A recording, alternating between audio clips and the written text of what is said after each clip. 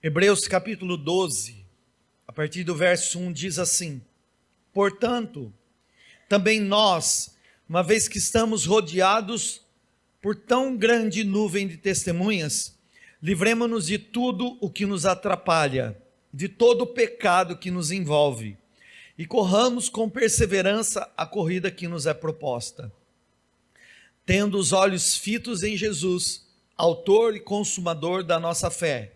Ele, Jesus, pela alegria que lhe fora proposta, suportou a cruz, desprezando a vergonha, e assentou-se à direita do trono de Deus.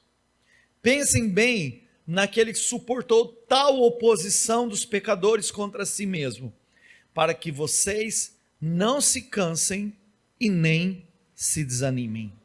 Apenas até aqui, eu quero orar com você para que o Senhor fale conosco. Pai, eu quero te agradecer pela tua palavra, eu quero te louvar, Senhor, por poder ter a tua palavra lida, mas nós queremos, Senhor, a revelada, nós queremos entender o teu coração, nós queremos compreender a tua mentalidade, o teu pensamento, a mensagem do Evangelho. Fala conosco, Senhor, e me usa agora como canal nas suas mãos, para ministrar a tua igreja. Fala através desse texto, mas fala mais, Espírito Santo.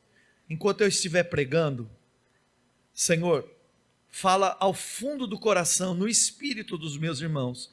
Eu chamo cativo ao entendimento do Senhor da tua palavra, as mentes e os corações, em nome de Jesus. Amém. Graças a Deus. Esse texto de Hebreus, capítulo 12, ele tem 3 destaques maravilhosos que eu quero conversar com você nessa manhã de Páscoa. Ele diz assim, que Jesus Cristo suportou a cruz, desprezou a vergonha e assentou à direita do Pai. Repita comigo, por favor, diga: Jesus Cristo suportou a cruz, desprezou a vergonha e assentou à direita do Pai. São 3 coisas aqui que ele destaca falando a respeito de Jesus Cristo.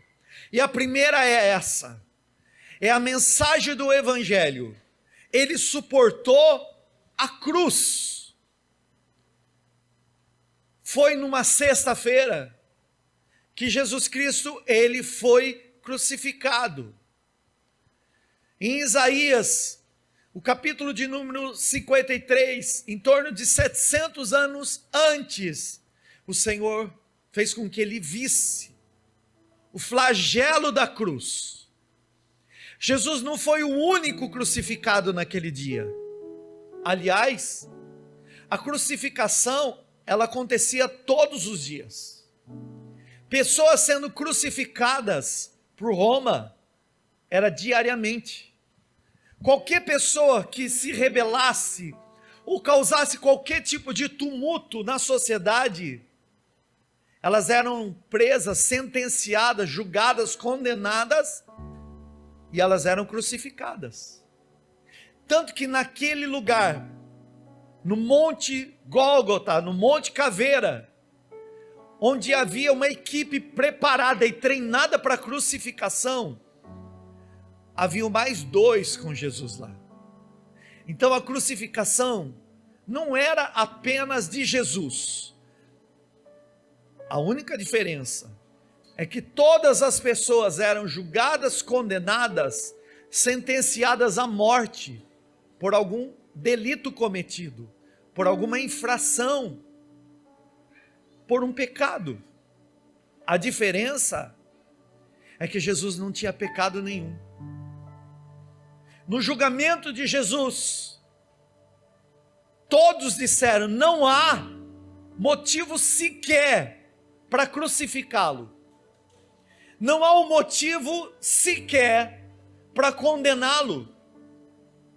O próprio imperador, olhando para aquilo que ia acontecer e indignado, pede uma bacia de água e diz: eu lavo as minhas mãos do sangue do inocente.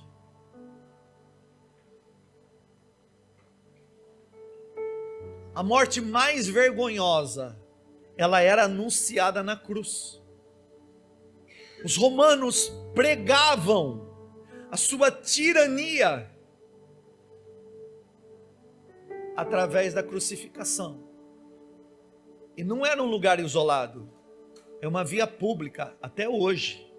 Lá, se você vai para Israel, o Monte Gólgota é um lugar de fácil acesso, fica perto do jardim do túmulo, mas é um lugar de via pública, onde as pessoas passavam, e aquilo tinha como intenção de mostrar uma mensagem: não faça nada de errado, senão você vai lá. Então era um governo tirano. Mas a Bíblia diz, em Hebreus capítulo 12, que ele suportou a cruz. E teve uma razão. A cruz era certo para todos, seja para o hebreu ou para o romano, para o que cria em Deus e aquele que não cria. A cruz é para o pecador. Para o hebreu é o destino certo. Só iria para a cruz quem de fato tinha pecado. E Jesus, ele assumiu o nosso lugar. A cruz não era para Jesus, mas era o método mais vergonhoso de uma pessoa ser morta. E ele fez isso por mim e por você. A cruz foi um ato de amor. A cruz foi um ato da redenção. Na cruz, a nossa velha natureza adâmica estava sendo crucificada. Na verdade, quando nós olhamos para a cruz e nós pensamos na cruz, nós temos que entender que naquela cruz estava Jesus, mas a história não era ele, e nem a dele. Ele não teria que jamais estar lá. No jardim do Getsêmani, quando Pedro, ele corta a orelha do soldado Malco, o próprio Jesus disse: guarda a tua espada, porque quem vive pela espada vai morrer. Eu poderia ter chamado e clamado ao meu Pai, e Ele ter mandado legiões de anjos. Não. Eu tenho um propósito naquela cruz. Naquela cruz, a natureza adâmica, pecaminosa, deformada, precisava ser mortificada. E eu quero trazer essa mensagem para o pessoal. Você é pecador. E você merece a morte. O salário do pecado é a morte. Mas o dom gratuito de Deus é a vida eterna através de Jesus Cristo. Nós somos pecadores. E nós merecíamos a morte. E nós jamais suportaríamos uma morte daquele tamanho. A mulher normalmente tem mais resistência à dor. O homem é mais dolorido. Pelo menos assim é lá em casa. O homem com unha encravada fica insuportável. Mas a mulher chega a gerar uma criança e dar luz a ela. Uma dor imaginável. Não dá nem para inimaginável. E Deus fez a mulher assim. A mulher normalmente é mais resistente à dor. Mas nenhum de nós suportaríamos aquilo que ele suportou. Aquelas chicotadas que Jesus levou antes da crucificação, já o levou para a cruz praticamente agonizante. E Isaías, no capítulo 53, diz que ele foi ferido, e pior,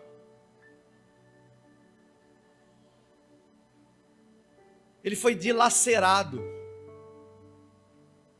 ele foi traspassado, e ele tinha que suportar aquilo, porque a cruz não era dele, A cruz era sua. Ele levou a sua cruz. Jesus levou a sua cruz. Eu quero que você diga para o irmão pertinho de você, olhando nos olhos, diga: Jesus Cristo levou a nossa cruz. Fala para a pessoa do outro lado também: Jesus Cristo levou a nossa cruz. Ali, irmãos, aquela velha natureza pecaminosa, decaída, estava sendo colocado nele. Toda a nossa maldição foi nele. Todo o nosso jugo estava nele. Nós estávamos separados da glória de Deus. E antes da cruz, houve uma separação em que o Filho nunca tinha experimentado. Porque Jesus nunca havia experimentado estar longe de Deus. Mas dali para frente, era como se Deus dissesse: por aquilo que você vai levar, você vai ter que experimentar, que é viver em separação do Pai. E ele clamava dizendo: Deus meu, por que me abandonastes? E a questão não era aquilo que ele estava vivendo no corpo, porque ele não estava sentindo mais aquilo que ele tinha a vida inteira dentro dele. Era necessário Jesus ter esse distanciamento, essa separação de Deus, porque assim nós estávamos, porque todos pecaram, separados estão da glória de Deus. Jesus suportou a cruz, irmãos. Ele suportou a cruz. E ele suportou por causa de você. Naquela cruz, não era Jesus, era você. Houve uma substituição da história. Ele não merecia estar lá. Pegou a tua história e ele colocou nele. Era a sua velha natureza sendo mortificada e tinha que ser destruída. Ele assumiu a sua dívida. Ele absorveu os seus pecados. Ele pegou suas transgressões e iniquidades e colocou nele. Todas as suas doenças vieram para o corpo de Jesus. Ele suportou a cruz. Jesus suportou a cruz por você. A segunda coisa que o texto diz é que ele desprezou a vergonha. Você sabe, irmão, o que é alguém desprezar a vergonha? É saber: eu estou sendo envergonhado, mas eu não vou considerar essa vergonha. Eu estou sendo humilhado, mas eu vou tampar meus ouvidos e fazer que não é comigo. Eu estou sendo humilhado. O rei que criou todas as coisas foi para a cruz nu.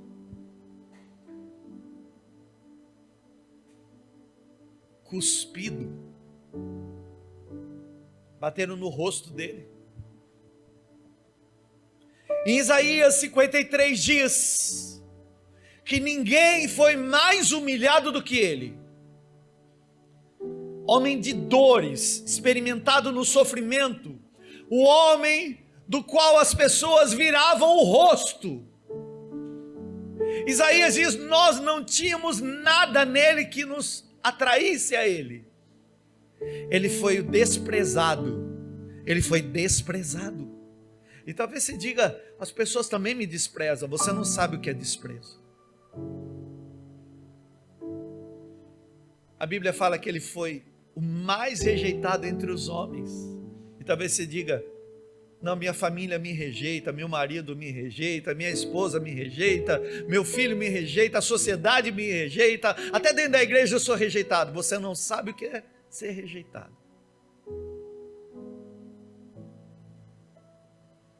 Toda a rejeição de todos os seres humanos estavam nele. ele foi envergonhado. Rasgaram as roupas dele, irmãos. E houve um desfile público. E as pessoas diziam: não é esse o rei dos judeus? Não é esse que disse que em 3 dias destruiria o templo e reconstruiria? Mas ele estava falando do corpo dele, da morte dele, da sepultura. Ele teve sede. E ao invés de alguém ter um pouquinho de misericórdia para ele, ou dele, deram vinagre numa esponja. Eu não sei se você sabe desse detalhe da história.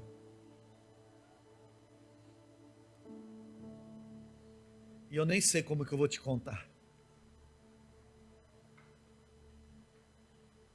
Essa esponja com vinagre era literalmente o papel higiênico da época. Porque era assim que os romanos usavam para se limpar. Eu já ouvi muita pregação dizendo: não, aquilo lá ele não tomou porque ia trazer um alívio para ele não sentir dor. Não tem nada a ver com isso. Vinagre não tira dor.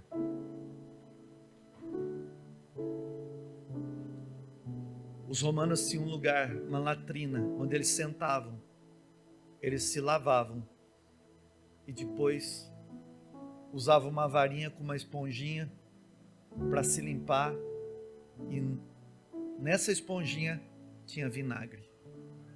Foi exatamente isso que era usado para limpar fezes que colocaram na boca de Jesus. Você não sabe o que é ser humilhado. A segunda coisa, irmãos, é que ele disse: eu vou desprezar, eu não vou fazer importância daquilo que eu vou ser envergonhado. Ele pegou a tua vergonha para te dar honra. Porque no lugar da tua vergonha, Ele te deu dupla honra, irmãos. No lugar da tua vergonha, Ele te deu dupla honra. Para cada dia da tua vergonha, Ele já te deu dupla honra. Profetiza na vida do teu irmão, diga: em nome de Jesus.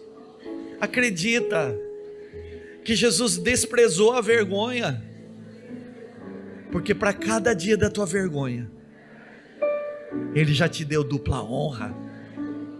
Fala para o irmão do teu lado também, do outro lado, diga: para cada dia da tua vergonha, diga: Jesus Cristo já te deu dupla honra. Foi por você. Foi por você. A terceira coisa é que se nós estávamos na cruz e Ele estava vivendo a nossa história, essa história é uma identificação completa. Não olhe para Jesus ali, olhe para você nele. Olhe para você nele. Ele está vivendo a tua história. Quando Jesus é julgado, você é julgado. Quando Jesus é condenado, você estava sendo condenado. Quando Jesus era ferido, eram as suas feridas. Quando Jesus foi envergonhado, era a sua vergonha.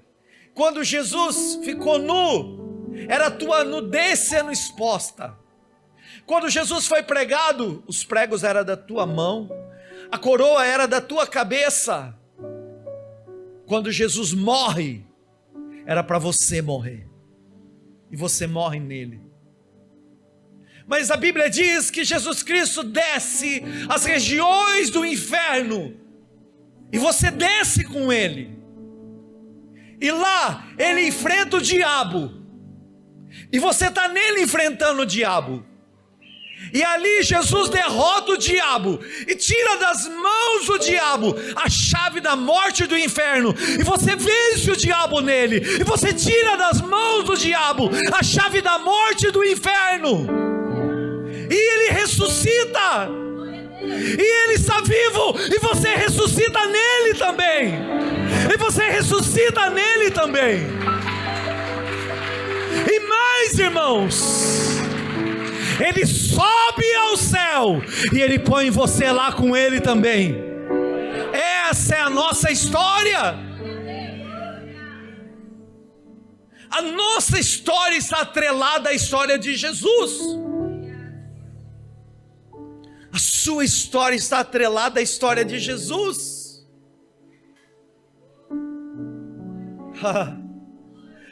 Aleluia, xeriandalabá, derialararabás.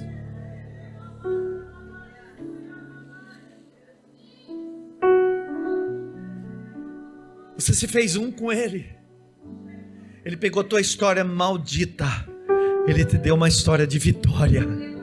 Ele te deu uma história de vitória, aplauda Ele. Ele te deu uma história de vitória, aplauda Ele.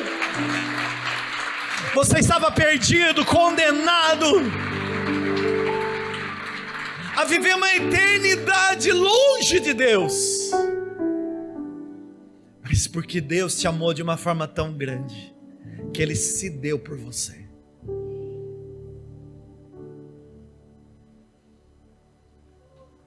Essa é a mensagem da Páscoa. Esse é o significado da Páscoa. A palavra Páscoa em hebraico vem da palavra peça. Peça.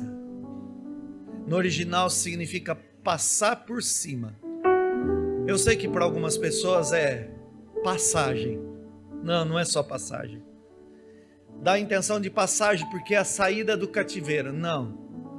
Porque a Páscoa foi instituída na última noite da última praga do Egito. 430 anos do povo hebreu aprisionado. E naquela noite houve a última praga das 10. E o Senhor disse: o anjo da morte vai passar na terra do Egito, e vai passar em toda a terra do Egito, na casa do que é de Deus e daquele que não é de Deus. Vai passar na casa do egípcio e na casa do judeu. O anjo da morte vai matar o primogênito. Mas o Senhor disse: Moisés, peça para que as famílias peguem um cordeiro de 1 ano, uma novilha, sem mancha, que eles matem esse animal, para que eles peguem esse sangue e eles passem na verga das portas das casas, nos umbrais da porta de entrada das casas, porque onde o anjo da morte passar, peça, do hebraico peça, a morte vai pular por cima, a morte vai saltar por cima. Aquele cordeiro representava o Cordeiro de Deus, aquele cordeiro representava Jesus Cristo, já era uma figura profética dizendo: aonde o sangue estiver, a morte não vai dominar. Aonde o sangue de Jesus estiver espargido, a morte nessa casa não entra, a morte não adentra, a morte não é o final, ela não vai ceifar.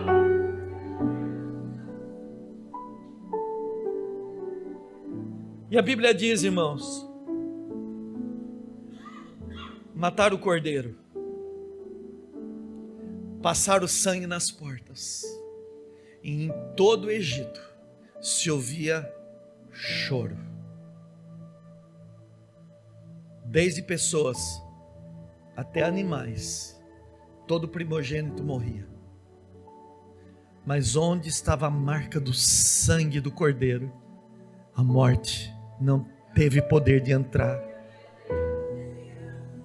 Tem uma marca do sangue do cordeiro nos umbrais da tua porta, irmão. Você é uma casa espiritual, e nos umbrais da tua porta está a marca do sangue do cordeiro. Ó morte, onde está a tua vitória? Tragada foi a morte na vitória. Ó morte, onde está a tua vitória? Tragada foi a morte na vitória. Você nunca mais vai morrer, você vai viver eternamente com o Senhor, porque o sangue de Jesus garantiu para você vida eterna. Vida eterna. vida eterna.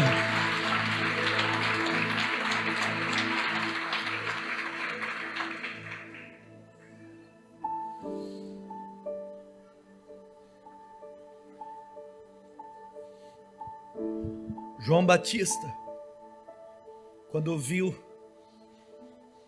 se aproximou, olhou para ele e disse: vejam, ele é o Cordeiro de Deus.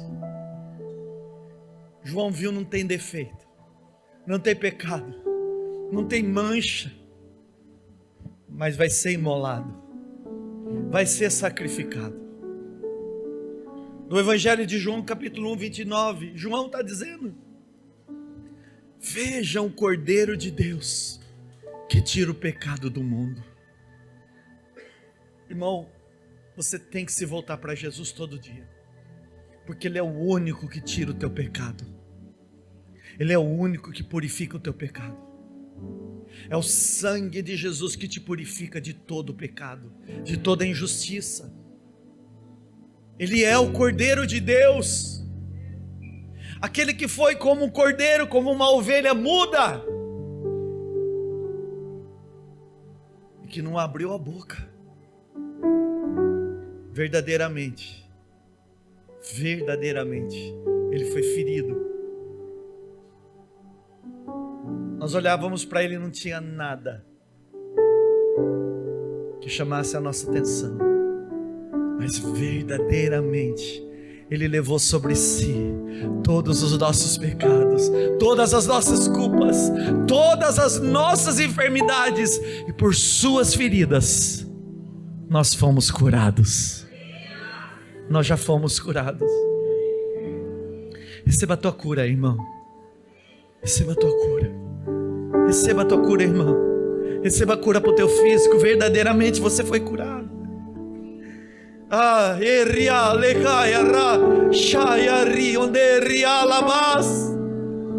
Seja qual for o nome da deformidade, da doença e da enfermidade, eis que faço novas todas as coisas na sua vida. Irmão, a graça do Senhor toca em você aí. A morte foi vencida, o domínio dessa doença foi derrotado, e pelas feridas do Senhor Jesus nós já fomos curados. Teu pecado foi condenado na cruz, para que o sangue de Jesus lavasse você completamente. Aleluia. Ele suportou a cruz, Ele desprezou a vergonha, e Ele se assentou à direita do Pai. A nossa história está atrelada à história de Jesus. Eu quero terminar essa mensagem fazendo uma aplicação.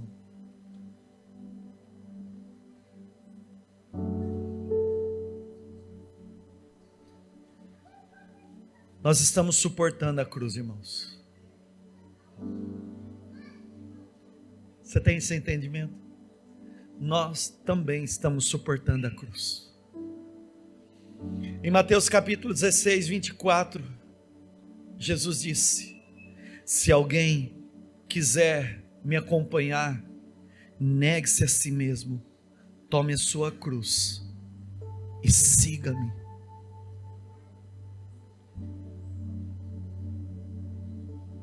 A cruz fala da renúncia. A cruz fala da morte, dos desejos da carne. A cruz fala da decisão de não pecar. Nós estamos tomando a nossa cruz todo dia e seguindo a Jesus. Assim como Ele desprezou a vergonha, por amor de Jesus, nós estamos desprezando a vergonha. Para o mundo você é um ignorante, para pessoas do mundo você é um fanático, uma fanática. Você só quer saber de Jesus, de Bíblia, de igreja. Para os jovens Ele diz: se você é jovem, vai viver a vida. A vida passa rápido, vai para a balada.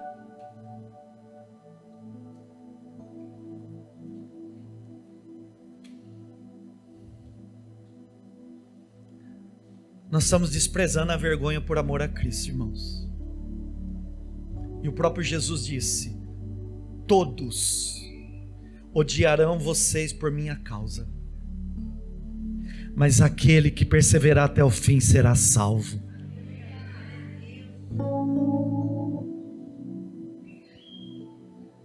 E a terceira coisa é que Jesus Cristo subiu ao céu e está sentado à direita do Pai. E é nesse lugar que Ele colocou você também. Em Efésios capítulo 2, verso 6 diz: Deus nos ressuscitou com Cristo, e com Ele nos fez assentar nas regiões celestiais em Cristo Jesus. Se Jesus está à direita do Pai, você está lá também. Se Jesus está à destra de Deus, você está lá também. Se Jesus está à destra do Pai, você está lá, filho. Você está lá, filha. A nossa história é a história dele, e a história dele é a nossa. Ele viveu, morreu, ressuscitou, está vivo e é vencedor. Essa é a sua história também. Essa é a tua história. Vou dizer: viveu, mas e se morrer? Morreu. Mas está morto? Não, está vivo. Ressuscitou. E aonde está? Está lá à direita do Pai. Por quê? Porque Ele venceu. Foi fiel até o fim. Venceu.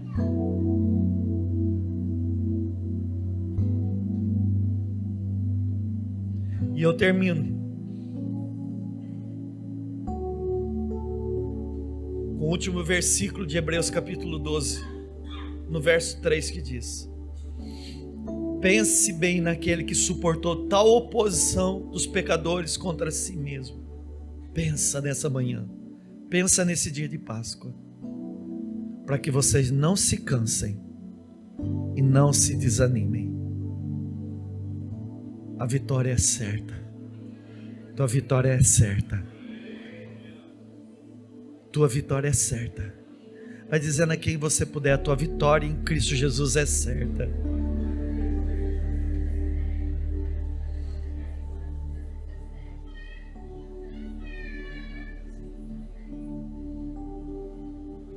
Olha aqui para mim. Cristo está vivo. E Ele é a nossa Páscoa. Cristo está vivo. Ele é a minha Páscoa. Cristo está vivo. Ele é a minha Páscoa. Eu quero tomar uma ceia com você de Páscoa. Vou chamar a equipe e os pastores, mas vai dizendo para quem você puder: Cristo está vivo e Ele é a minha Páscoa. Olha para o irmão da esquerda, da direita, vai dizendo aí, toca no irmão pertinho de você e diga: Cristo está vivo e Ele é a minha Páscoa.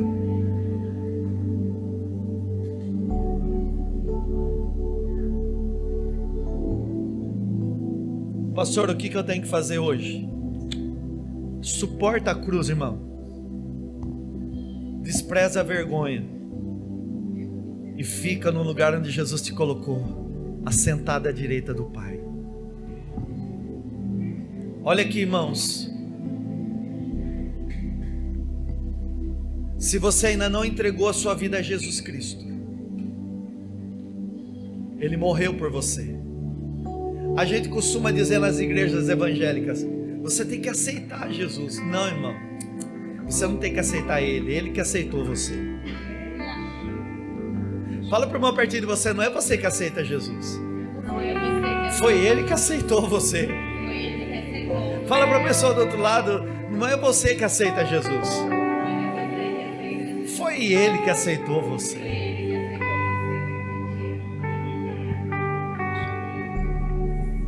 Se você quiser tomar essa decisão de dizer: eu sei que eu sou aceito, e eu quero entregar a minha vida ao Senhor, eu quero confessar Jesus Cristo como meu Salvador e Senhor, eu vou pedir para que você faça uma oração aí, sentadinho aí comigo. Feche os seus olhos, a igreja, por favor. Nós vamos orar juntos. A Bíblia diz que com o coração a gente crê, com a boca a gente confessa e é salvo. Fala comigo, Senhor Deus, em nome de Jesus, eu creio que o Senhor Jesus é o meu único Salvador e Senhor da minha vida. Eu entrego agora a minha vida ao Senhor. Eu confesso com a minha boca que eu creio que Jesus Cristo morreu e ressuscitou e está vivo. Senhor Jesus, eu abro as portas do meu coração para o Senhor entrar e fazer morada.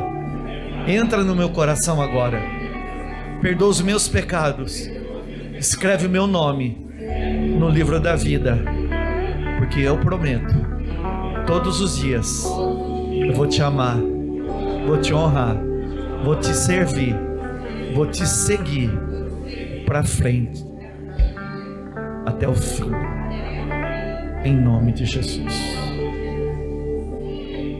Se você fez essa oração pela primeira vez, se você nunca tinha feito essa oração, mas se você creu e fez ela no final do culto, eu quero conversar com você aqui no altar. Você vai vir me procurar: pastor, é a primeira vez que eu faço essa oração, vem cá, eu quero te ajudar a crescer a partir do novo nascimento que você recebeu em Cristo Jesus. Amém? Você crê que Ele é digno? Fica de pé, por favor.